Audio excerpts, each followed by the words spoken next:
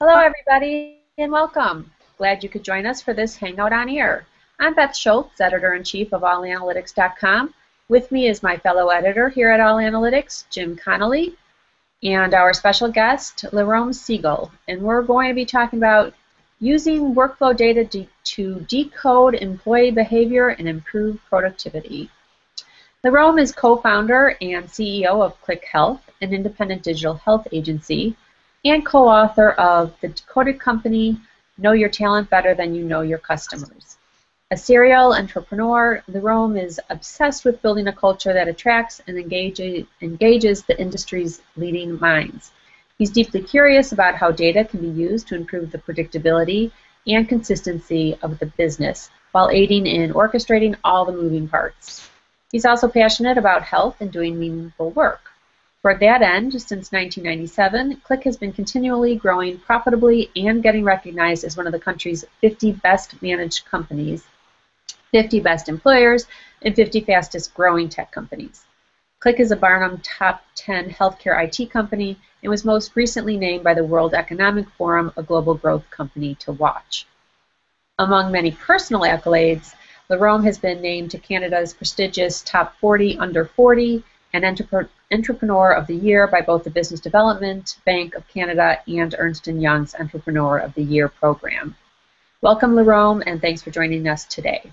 Thank you so much for having me and that long, kind introduction.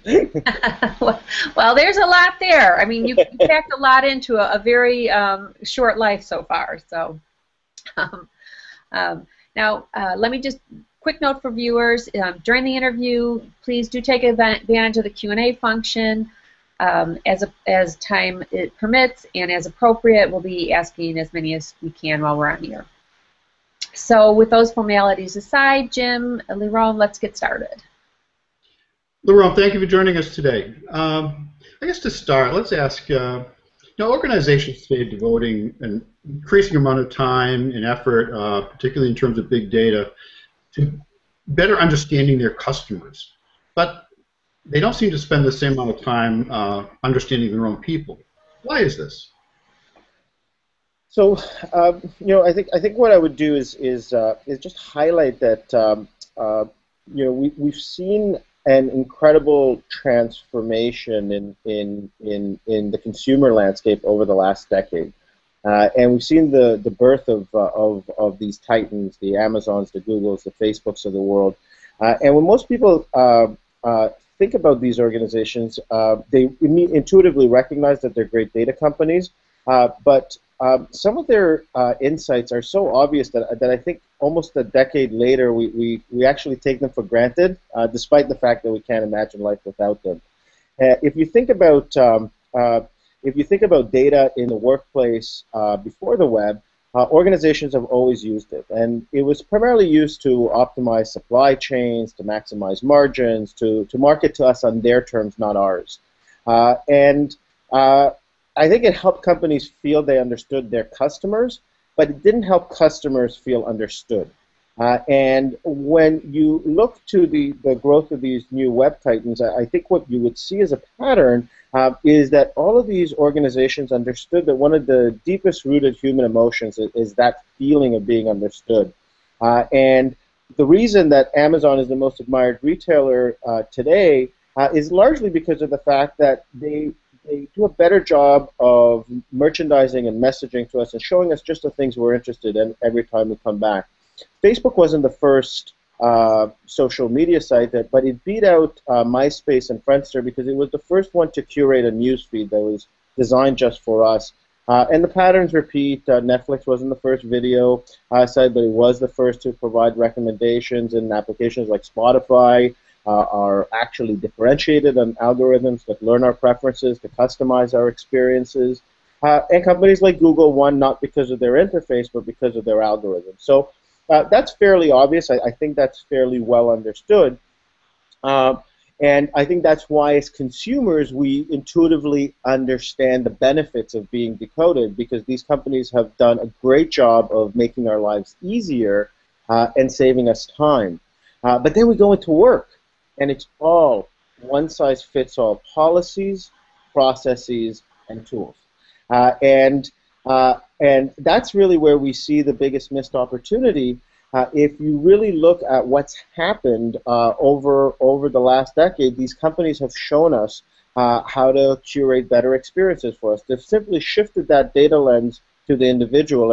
And the deceptively simple question that we answer in the Decoding Company is, what would happen if organizations were equally obsessed with understanding their own talent as they are understanding their customers? And the answer is that, to your specific question, is that I think the reason the companies aren't doing that is because they don't know the payoff. They don't understand the benefits, and they don't know what's possible today.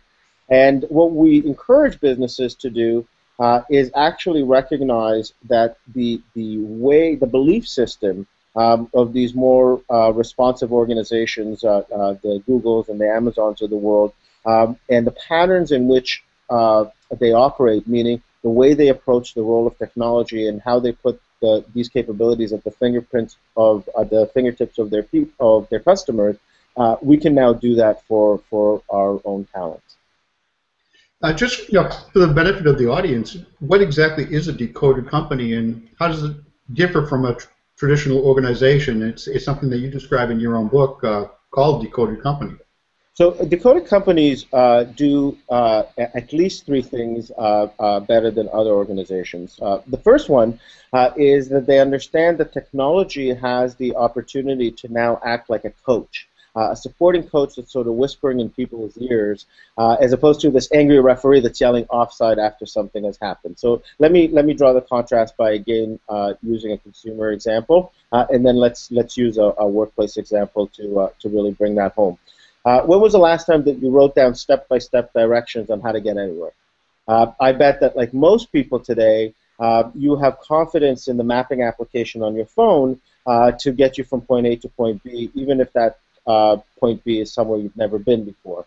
And it doesn't matter what mapping applications you use, they do some magical things behind the scenes. They understand the context of where you are, they know where you're trying to go, they use some predictive algorithms on the server to figure out the best routing, and then they layer in some ambient data. The more advanced ones certainly look at traffic patterns and other things. But for you as a consumer, it's just turn right. And you know that you can trust that, and by the third time that you get to the same destination, you no longer need that mapping application. One could say that that tool has coached you on how to get from point A to point B, and you no longer need that coaching because you've now mastered that specific path. Let's now talk about the workplace and the thing that we spend the most time on, which is process. At work, we have process for everything. We have process for planning, a process for budgeting, a process for approvals, we have process for change process to communicate that change process.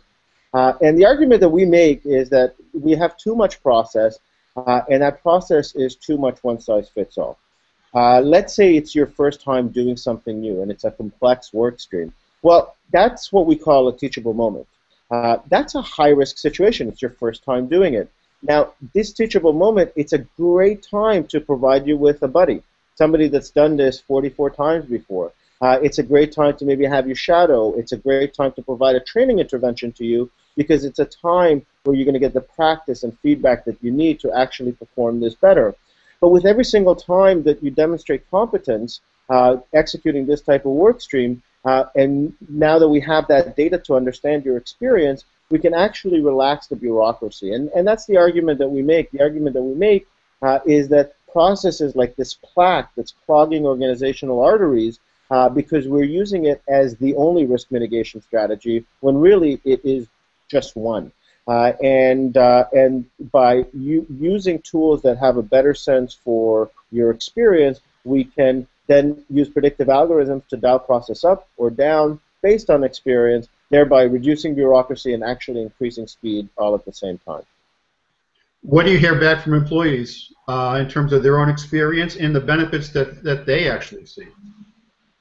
So, you know, it's I'm going to use a different example to sort of bring this one home, and I think the feedback changes over time, and a big part of how receptive employees are to these types of innovations is driven by the how of the rollout. I'll give you an example of data as a sixth sense being used by UPS.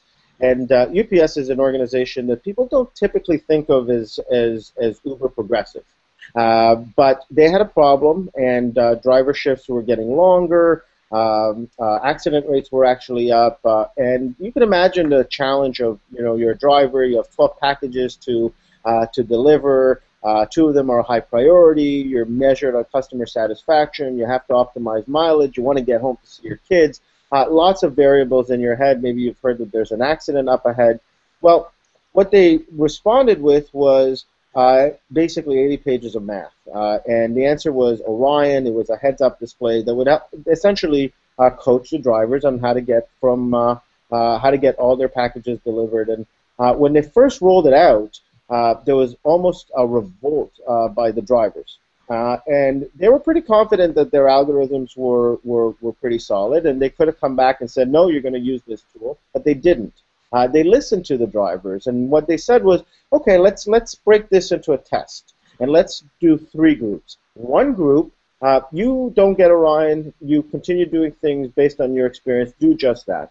Group number 2, you have Orion, you can you want to follow the suggestions, or you can override them. It's completely up to you. It's at your discretion. And group number 3, for the purpose of this experiment, we just asked that during this period, follow Orion exactly as it suggests.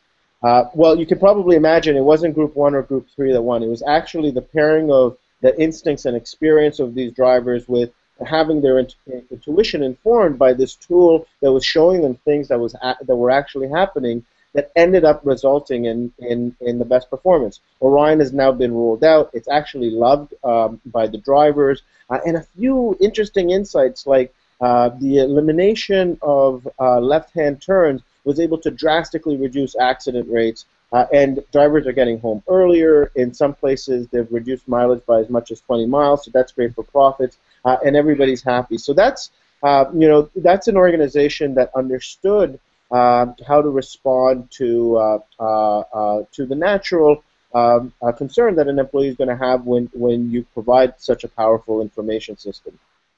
It's interesting you say that, because it would seem like UPS would be a tough sell on something like that, because they historically have treated everybody as a single being and dictating exactly how they do everything. Yeah, and I think the world is changing, and organizations are organizations are doing a better job of recognizing how important it is to have an engaged workforce, and how important it is to empower people with the best possible tools. The question then becomes, how do you do so? And I'll give you another example. This one is a little bit different, because this is an organization that most people recognize as being a socially conscious organization and a great grocer, and that's Whole Foods. Whole Foods has been experimenting with these types of ideas, the ideas that we broadly label as using data as a sixth sense to inform the intuition of their people. They've instrumented every one of their stores. They've created a series of tools that they basically share with all of their managers to help them on a weekly basis understand what's happening in their region, and on a monthly basis they actually get access to everything that's happening in the entire universe of Whole Foods stores. And they actually trust their managers to make their own judgments, and they're just putting this information at their fingertips. Now, you know that Whole Foods has been outperforming their competition for quite some time. What most people don't realize is that when they first started employing these data practices, the SEC got all concerned. They said, if you do this, we're going to call all these people insiders. And you know what Whole Foods said? They said, you know what, we trust our people, and this is worth the intelligence advantage, and so we're going to proceed anyways. And they did, and obviously this has been serving them. So, Laurent, do you consider UPS and Whole Foods decoded companies? The practices that we're talking about are decoded practices. And Decoded Company is simply an organization that's now investing focus and resources and better understanding and better enabling its people. It's not a binary state of one day you're a Dakota company, another day you're not. But what we show is that a lot of the companies that have grown up in the digital age, the Googles, the Facebooks, the companies that we talked about earlier, they intuitively understand all the benefits of these tools because they've existed since the company's inception, and they're doing a great job of employing them. Other organizations are starting to bring in decoded practices. They're taking advantage of the power of some of these principles, but they might not be looking at them holistically, meaning they're not necessarily doing a transformation to try to bring in all the ideas at once. They're just finding opportunities to benefit from these new capabilities. I guess one of the reasons why I'm asking is going back to that UPS example, and that was a route optimization project that they involved their people with, obviously the drivers, they had to. But when I'm thinking about the Decoded company, I'm thinking more about taking data about employees themselves and being able to put that to work to improve company productivity, stuff like that. Am I off base there? Well, they're all interconnected. So let me answer that with a few different examples. I'm going to use an enterprise example. It's one that isn't in the book. It was actually sent to us after we published. But it comes from Formula One race. It's big business. And most people don't think of it as that. I'm sorry. What company was that? Formula One racing. Oh, okay. Yeah, and in Formula One racing, for a very long time, Ferrari had a huge advantage over everybody else. And what most people intuitively say when they're asked, what wins a Formula One race is, they'll naturally gravitate to car technology, pit crew speed, race strategy, driver. What most people don't realize is that there's also a sensing and actuating center. And I'll repeat that. A sensing and actuating center is essentially a nerve center, and it collects billions of data points in real time of the race, because every team thinks they have the winning strategy, the winning car, the winning driver, and then reality punches them in the face, and on race day it's too cold, it's too hot, or an oil spill happened, an accident takes place, something happens, and they need to adjust their race strategy in real time. And it turns out that the difference that makes the difference is the ability to whisper into the driver's ear and say, you know what, go harder on the brakes, or you can skip the pit this time. That intelligence advantage allowed Ferrari to outperform its competitors for a long time. And I guess the thing that we want organizations to think about is what could their sensing and actuating centers look like? And they're different in every organization. One of the leading, not surprisingly, players in this space is Google.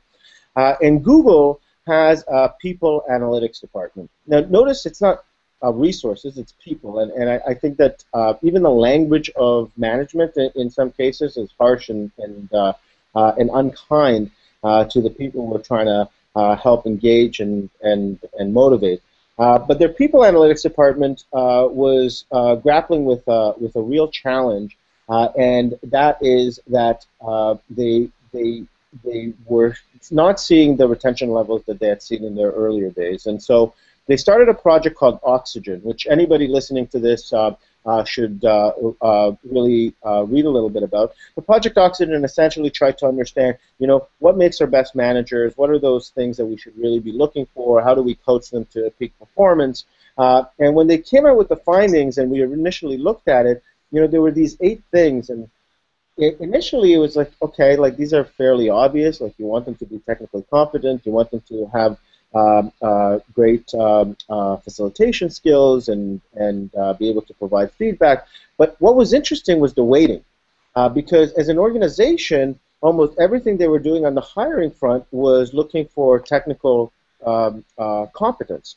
But it turned out that what people were looking for in their managers was empathetic feedback on a regular basis, and how they got coached was way more important. So it completely shifted what they were doing in the Google EDU. It completely shifted how they were providing feedback to their people, and that's I think a great example of that pairing of sort of the instincts of the managers with analytics to help coach them to better performance, and they've seen fantastic results as a result of that program, to the extent that Google's EDU is now experimenting not just with what to train people on, but when people are receptive to a training intervention, and they even have plans for adapting the learning style to the individual.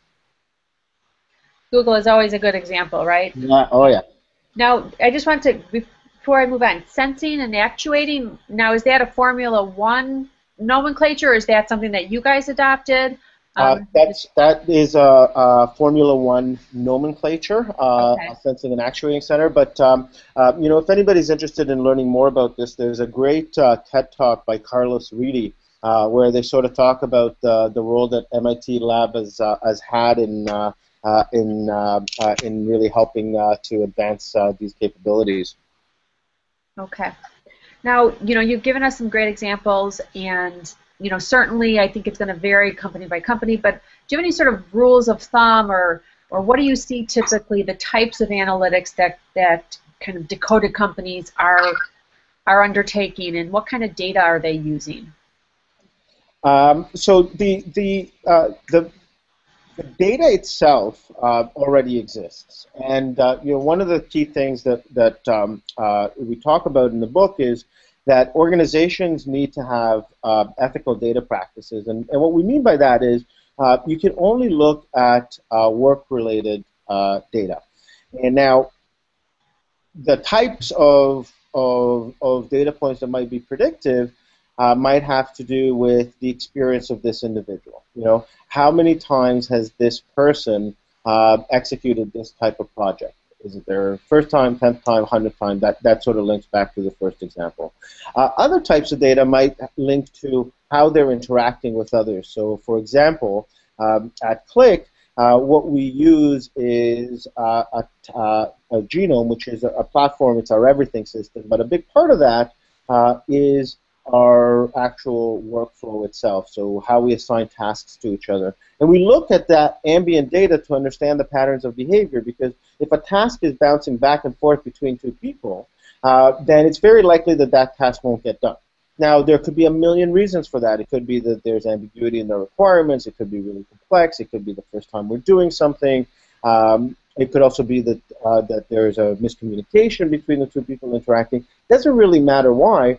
Having that early detection system essentially allows the tool to watch our blind spots. And if something's not going to get done, it actually flags it, and it asks those individuals if they want some support. And that might be a great time to bring in the managers and provide some coaching. We also look at it to understand the interactions and uncover great ideas. So by way of another example, we have a tool called Chatter, which is almost like a Twitter stream of consciousness, if you will, of the organization. Anybody can post about anything. It doesn't have to be work-related. And it's always available on the right-hand side of Genome. And one of the things that we do within there is we allow people to give kudos to each other. So I can say, thank you, you really helped me when you did this, or this was a great idea. If we see that one of these kudos gets a lot of likes, well, that might tell us that that's a really good idea. Not always. It could just be that this person did something that others are very grateful for. But sometimes we get an idea that we now realize, hey, wait a second, this is a great idea. We can use it, and we can cross-pollinate this idea across the entire organization. So there, it's acting as an early detection system for a potentially great innovation.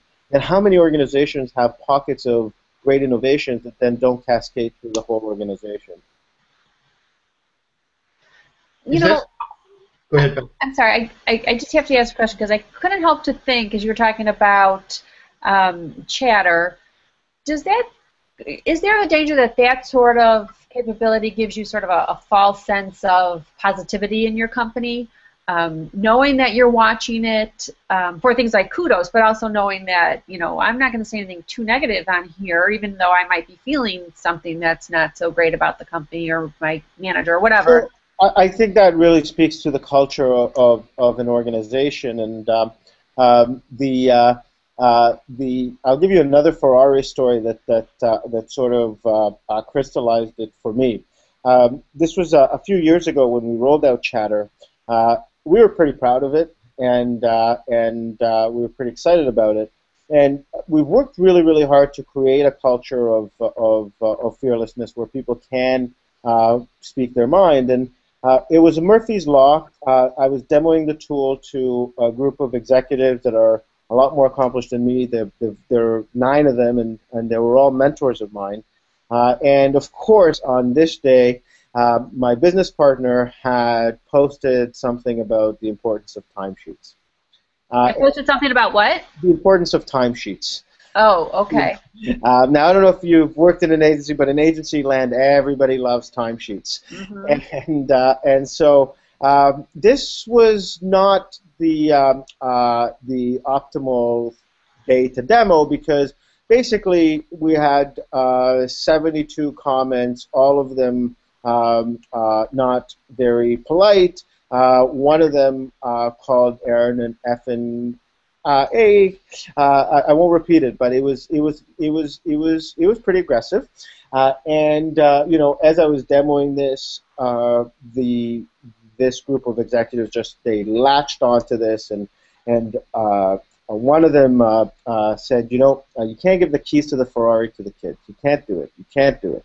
And they basically went around the table, and over the next 40 minutes, explained what an nincompoop I am and what a cockamamie idea this was, and that you just can't give the keys to the Ferrari to the kids. And you know, I wasn't alarmed by it, because I saw this as, well, we clearly clicked over a hornet's nest, but now we know we have a problem. And they didn't see it that way. And when I realized that they were going to go around the second time, I said, you know what, I'm going to have to stop this conversation here, because we're going to need to agree to disagree. The world that we live in today is more open and transparent than ever before.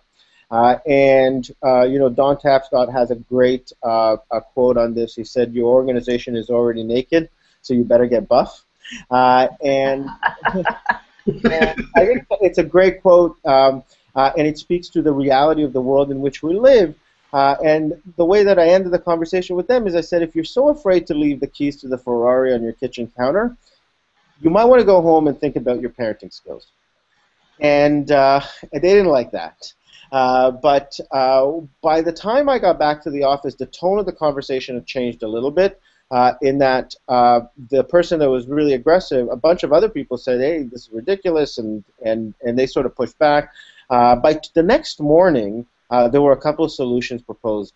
And Aaron had not engaged with this conversation at all until about 24 hours later. And the first time that he did, he picked one of those ideas and he said, I really like this solution, implement it. And 2 weeks later, they did.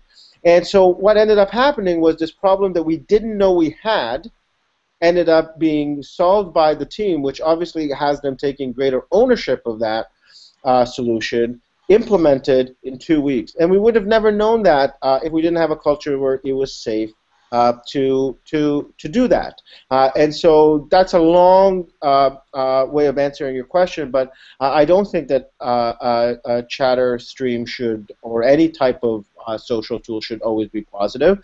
And I do believe that if it is, it's a function of leadership team that maybe doesn't make it as safe as it needs to be for people to share their real thinking. Great example, great story.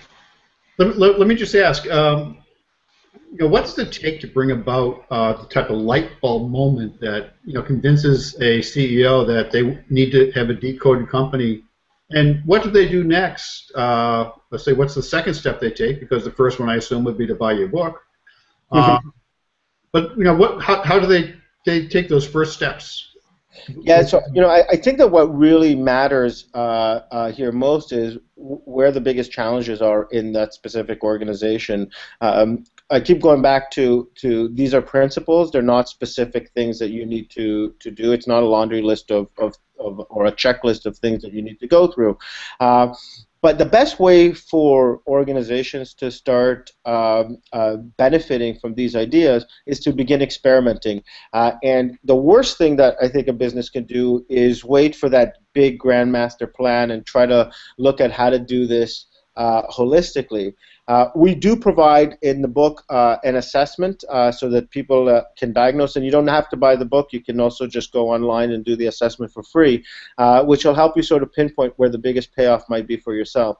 But what I would really encourage anybody considering this to do is to start experimenting with it just within their own team. We provide links to a vast range of resources that people can start implementing even in their own small work groups, and for them to really see those benefits. By way of a few examples, we recommend to people to download a tool like Rescue Time so that they can start tracking where their time is actually going on their computer, as opposed to and have that feedback loop.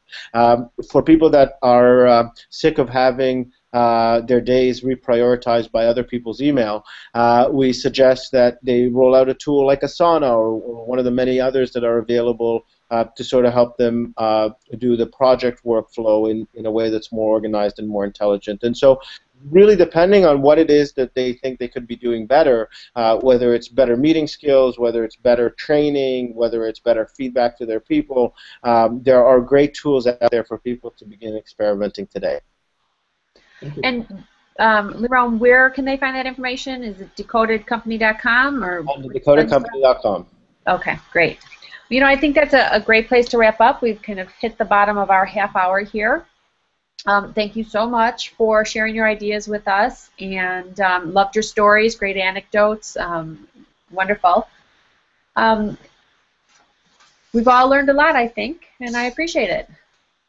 Thanks so much, Beth. Thanks so much, Jim. Thank you. Thank you. Bye-bye.